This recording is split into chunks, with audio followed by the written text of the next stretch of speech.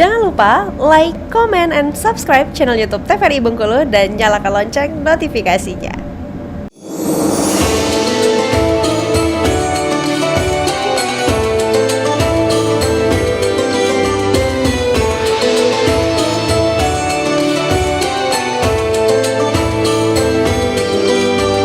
Masih bersama juga dengan Ustadz Zulfahmi Siregar dan ibu-ibu dari Majelis Taklim Al-Ikhlas. Mungkin kita langsung masuk ke sesi pertanyaan aja, Bu. Ada yang ingin bertanya? Silakan, Bu. Langsung boleh berdiri, Bu.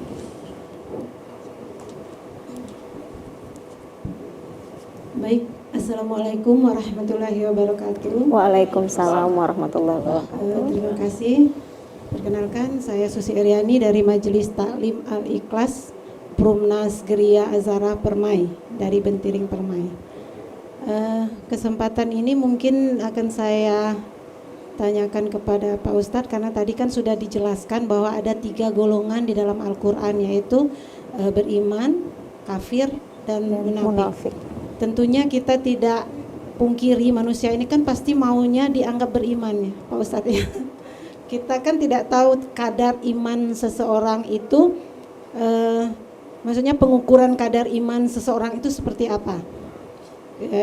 Saya misal menganggap ya diri saya ya udah beriman gitu kan. Kadar pengukurannya apa yang digolongkan orang-orang beriman itu apa saja gitu, seperti itu. Ciri-ciri atau apalah yang bisa menunjukkan bahwa saya itu kadar iman saya baru berapa persen gitu. Sudah tinggi belum tingkat iman saya, sehingga kita kan bisa lebih muhasabah lah gitu. Mungkin itu saja, terima kasih. Assalamualaikum warahmatullahi wabarakatuh. Waalaikumsalam warahmatullahi wabarakatuh. Ya itu Pak Ustadz, ibunya minta dijelaskan sebenarnya orang yang beriman itu orang yang bagaimana Pak Ustadz ya. Dengan ciri-ciri dan mungkin ada poin-poin tertentu yang menunjukkan bahwa kita itu sudah beriman. Silakan Pak Ustadz. Bismillahirrahmanirrahim. Terima kasih Bunda, pertanyaannya bagus. Jadi iya, alamatul mu'min, jadi tanda-tanda orang beriman. Nanti ada alamatul kafir, ada tanda-tanda orang kafir. Alamatul munafiqin, ada tanda-tanda orang munafik. Ini dia orang-orang beriman itu ditandai. Yang pertama kita lanjutkan saja ayat yang tadi surah Al-Baqarah itu. Yang pertama tadi ada alladzina yu'minuna bil ghaib, ini tanda orang beriman, yakin pada yang gaib. Alladzina yu'minuna bil ghaib wa yuqimunas shalah, orang mendirikan salat, tanda orang beriman. Kalau dia seorang muslim, dia tidak sholat, tidak beriman tuh Bu. Imannya dipertanyakan tuh. Maka rukun Islam itu adalah pertama apa? Syahadat. Yang kedua sholat. Jadi kalau umpamanya dia hanya syahadat, saya tidak sholat, berarti imannya apa? Tidak lengkap. Tidak lengkap. Tidak sempurna imannya. Yang ketiga mungkin berikutnya, alladzina yu'minuna bil ghaib wa yuqimunas sholata wa yu'tuz zakah. Bayar zakat. Yunfiqun, dan dia orang senang berinfak, menolong lah ibaratnya. Itu sudah paham tuh Bunda ya. Pertama tadi orang yang percaya pada yang gaib, orang beriman tuh. Kalau orang percaya pada yang gaib, dia seperti tadi misalkan wafat, kematian itu milik Allah. Satu hari kita ini akan menghadap Allah, wafat. Kalau orang beriman wafat, dia bercita-cita bagaimana wafat mati dalam keadaan husnul khotimah. Berusaha lah untuk itu ya kan. Jangan sampai kita wafat nanti misalkan dalam keadaan tidak baik, atau wafat dalam keadaan berdosa, maksiat pada Allah Subhanahu wa taala, dan menunaikan salat, berinfak. Apalagi itu, wa bil akhirati hum yuqinun. Surah Al-Baqarah tuh. Walladzina yu'minun walladzina yu'minuna bil ghaibi wa yuqimunas sholata wa mimma razaqnahum yunfiqun. Walladzina yu'minuna bima unzila ilaika wa ma unzila min qablik. Orang-orang yang beriman itu percaya kepada semua kitab yang diturunkan oleh Allah. Baik kitab yang sekarang yang kita pegang dan kitab-kitab sebelumnya. Ada dulu kitab-kitab diturunkan Allah sebelum Al-Quran, ada Zabur, Taurat, ada Injil. Yakin orang beriman tuh. Bil akhirati hum yuqinun, dan negeri akhirat tuh dia harus yakin. Orang beriman tuh harus yakin dengan akhirat. Jangan cuma yakin dunia ini aja. Di akhirat tuh harus kita yakini ada keadaan keberadaannya alam akhirat itu. Itu sudah merupakan tanda orang beriman tuh. Nah, bagaimana iman ini untuk senantiasa supaya kadarnya, levelnya naik terus? Iman manusia yazidu wa yankus. Yazidu wa yankus. Bertambah, turun, naik, turun. Iman manusia macam-macam kita ini. Imannya ini tidak akan kapan naiknya? Iman kita naik ketika kita istiqamah, komitmen dengan amal-amal soleh. Itu naik, itu iman itu terus naik terus. Tapi ketika maksiat kepada Allah, maka iman itu turun. Jadi kalau mau iman itu naik, amal soleh terus, amal ibadah terus, amal-amal soleh terus. Jangan sampai kita melakukan maksiat. Jangan sampai kita melakukan hal-hal yang dimurkai oleh Allah. Iman itu naik terus. Kalau malaikat imannya stabil.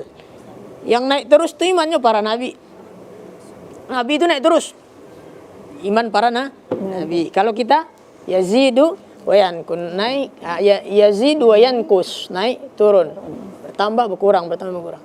Nah, maka kita harus bagaimana menjaga imannya harus stabil. Nah, ya, amal soleh diperbanyak. Beramal soleh terus. Amal soleh diperbanyak. Jangan maksiat diperbanyak. Kalau dosa terus, itu mulai bisa iman kita hilang. Hilang iman itu bisa. Auzubillah min.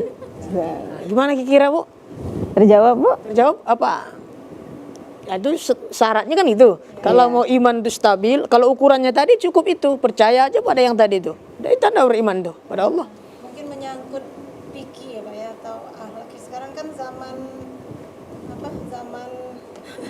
akhir zaman atau gimana ya, terkadang kayak misalnya sedekah aja kan itu katanya mau amal jariah itu tergantung niat, tapi di publikasi gitu kan sering seperti itu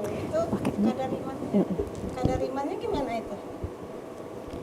Untuk sedekah yang dipublikasikan, Misalnya contohnya Ustaz, seperti misalkan sedekah seperti gitu kan, atau amal-amal lain yang memang dipublikasikan. Sekarang kan zamannya sudah pada sosial media Pak sosial Ustaz. media dan lain-lain.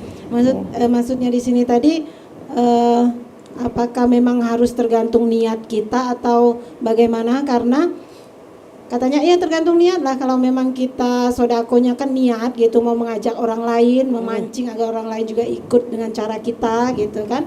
Nah itu yang dimaksud saya tadi, bagaimana kita mengukur kadar iman kita sendiri. Apakah kita termasuk ke dalam orang-orang yang beriman tadi, atau malahan kemunafik kali ya, atau gimana? Tapi dalam penerapannya dalam kehidupan seperti itu Pak Ustadz.